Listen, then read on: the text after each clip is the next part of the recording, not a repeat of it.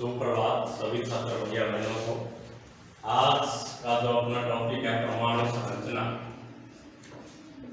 परमाणु संरचना कल हमने इसके 2 पार्ट किए थे। आज पार्ट नंबर 3।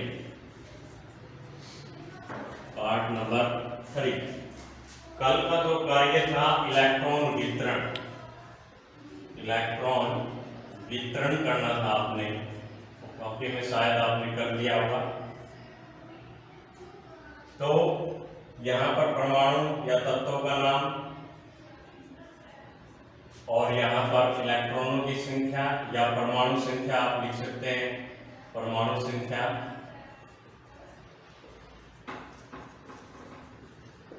और यहाँ पर वितरण कैसे हो। जैसे सोडियम है, सोडियम का जो सूत्र होगा उसका क्या हुआ, N। परमाणु संख्या इसकी क्या हुई, 11। वितरण में पहला KLMN, जितने भी हम पहला कोष में कितने आएंगे 2, दूसरा में कितने आएंगे 8, तीसरा में कितना बचेगा 1। इस प्रकार से आप नहीं लिखने। सोडियम के बाद क्या आएगा, मैग्नीशियम का कितना होता है 12, 2 8 2। एल्यूमिनियम का कितना होता है 13, 2 8 3। सिलिकॉन का कितना है 14, 2 8 4।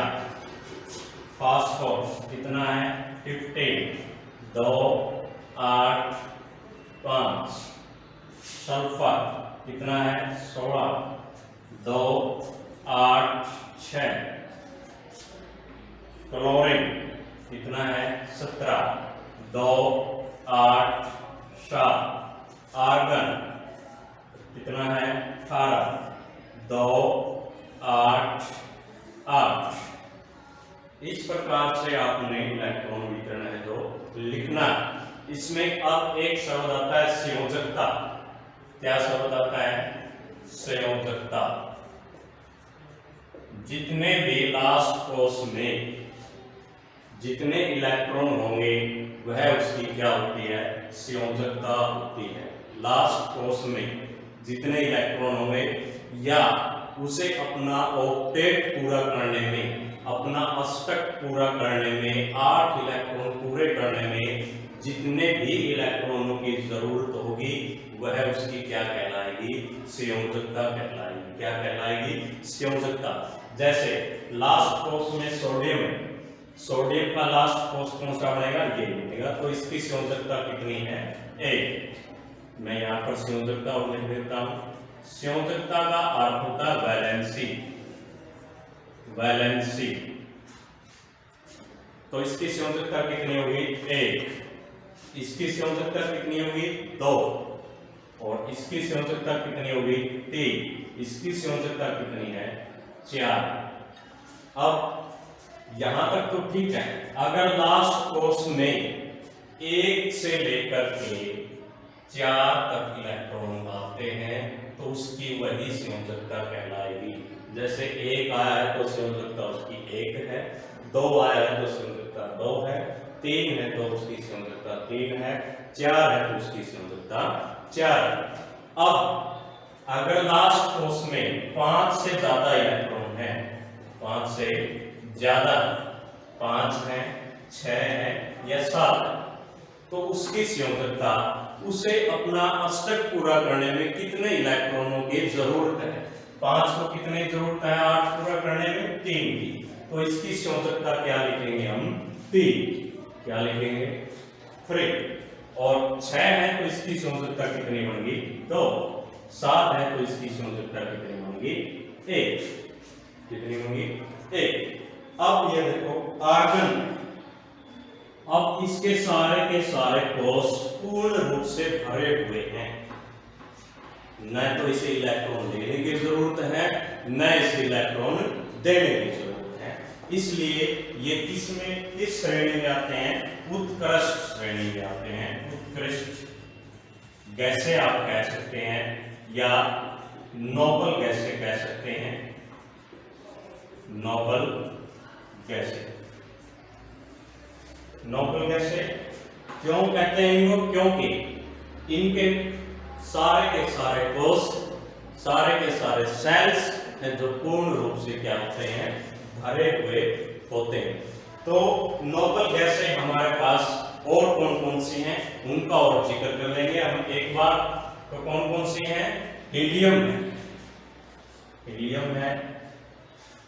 इसकी एक साधारण सी ट्रिक मैं आपको बताऊंगा, सभी ने कॉपी में राइट डाउन करनी है।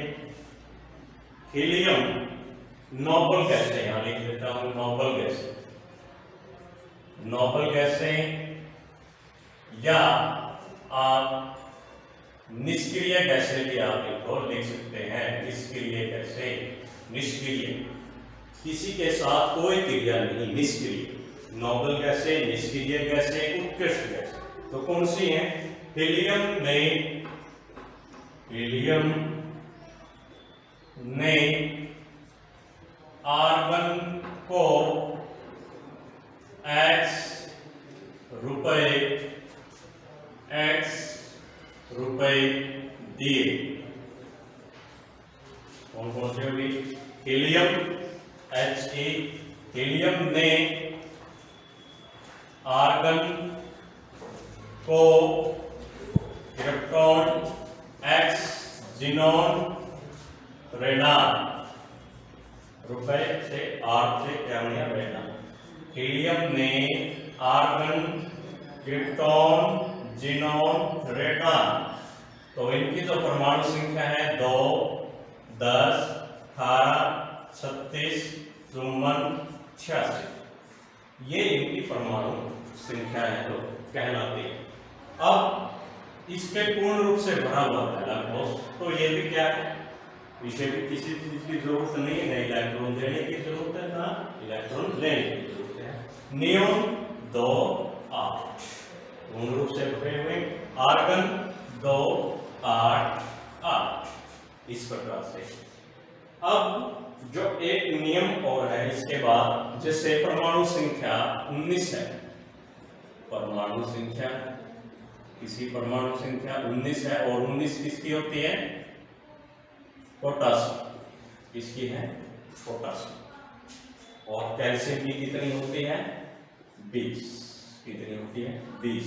अब 19 और 20 का मैंने इलेक्ट्रॉन वितरण लिखना है, इलेक्ट्रॉन कैसे फिलअप करते हैं वो देखना है। बात ये पोटासियम है, ये नाभिक बन गया, यहाँ पर नाभिक के अंदर क्या होते हैं? प्रोटॉन और न्यूट्रॉन। तो पहले कोष में कितने आएंगे?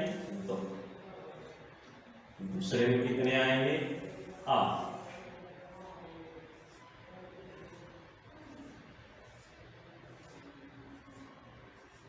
तीसरे में कितने आएंगे बताइए? पहले में 2 आए हैं, तीसरे में 8 आए हैं, तो दूसरे में 8 आए हैं, तो तीसरे में कितने बच गए अपने पास? पहले में 2 हैं, एल में कितने हैं? 8, एम में कितने आएंगे? 2 और 8, कितने हो गए? कितने बच गए? 9।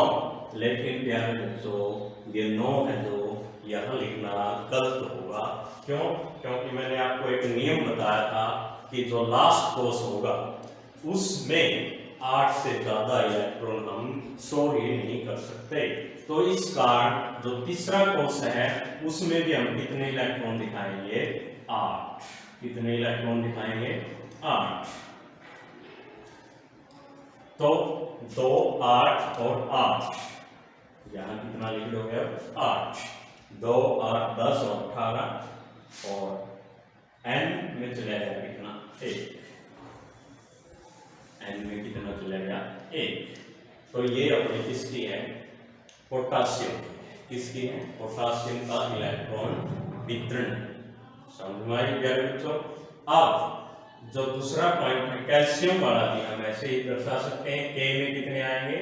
2, एल में कितने आएंगे? 8, एन में कितने आएंगे? 8, और एन में कितने चले जाएंगे? 2। तो कितने हो गए अपने पास? ये पूरे 20। तो इस प्रकार से परमाणु का इलेक्ट्रॉन वितरण कर सकते हैं। आज हमने आपको नोबल गैसों के बारे में बताया है और इलेक्ट्रॉन वितरण के बारे में बताया है। आप सभी इनको कॉपी में क्या करेंगे, राइट डाउन करेंगे। दो शब्द और आते हैं हमारे पास, इसमें कौन कौन से हैं, संभारित और समस्थानिक। दो शब्द और विशेष हैं इस चैप्टर के, कौन कौन से हैं, संभारित, आइसोबार और आइसोटॉप्स। आइसोबार, आइसोटॉप्स और जिसको हम बोलते हैं समस्थानिक।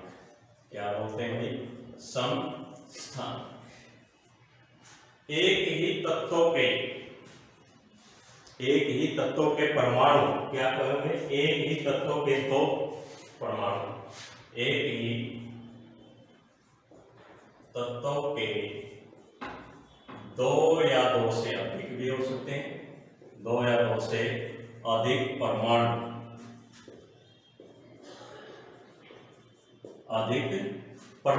जिसकी परमाणु संख्या, जिनकी परमाणु संख्या समान है, लेकिन द्रव्यमान संख्या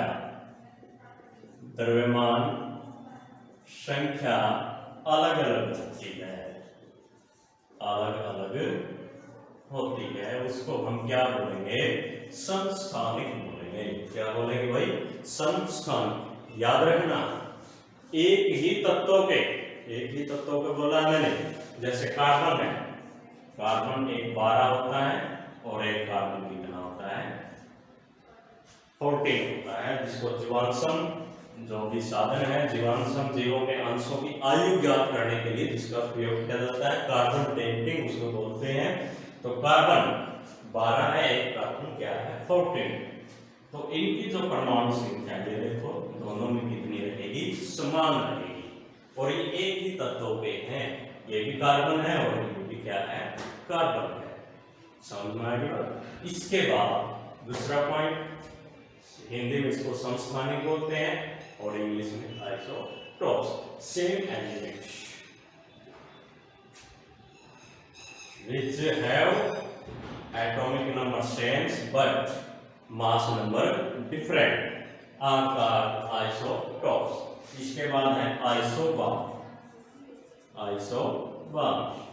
संभारित, सम मैंने क्या होता है, बराबर, भार मैंने भार, यानी कि अलग अलग तत्व मिलेंगे, ये अलग अलग है, ये ध्यान रखना, ये क्या होते हैं, अलग अलग तत्व, ये सेम नहीं है। वे जिनकी परमाणु संख्या,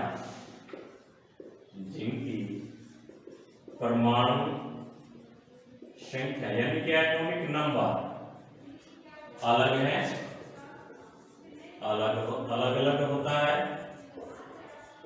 लेकिन द्रव्यमान संख्या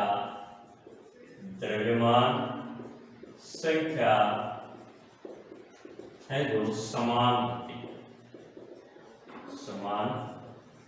होती है, उसको हम क्या बोलते हैं, संभारित, आइसोबार, या जिसको क्या बोला जाता है, संभारित कहा जाता है। जैसे कैल्शियम है और आर्गन, कैल्शियम है और आर्गन। अब आर्गन का कितना है परमाणु संख्या, 18, कैल्शियम की कितनी है, 20, लेकिन कैल्शियम की जो परमाणु द्रव्यमान संख्या है वो कितनी है, 40 है, और आर्गन की भी कितनी है, 40।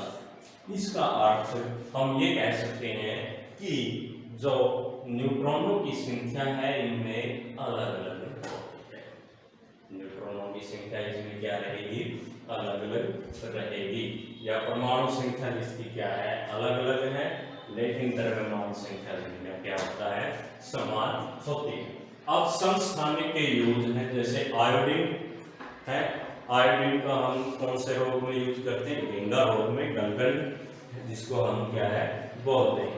कोबाल्ट है, जो कोबाल्ट का जो समस्थानिक है उसको कैंसर के उपचार में है जो उसका प्रयोग है जो किया जाता है। यूरेनियम का जो समस्थानिक है उसको हम परमाणु भट्टी में ऊर्जा उत्पादन में उसका प्रयोग करते हैं। तो प्यारे बच्चों, आपने ये तारीफ करके लेना है। आपके लिए एक संदेश है कि आप केवल ऑनलाइन के भरोसे न बैठें, आपने बुक उठानी पड़ेगी, बुक से आपका लगाव होगा। बुक में जब आप ध्यान से पढ़ोगे तभी ये ऑनलाइन का फायदा है। धन्यवाद।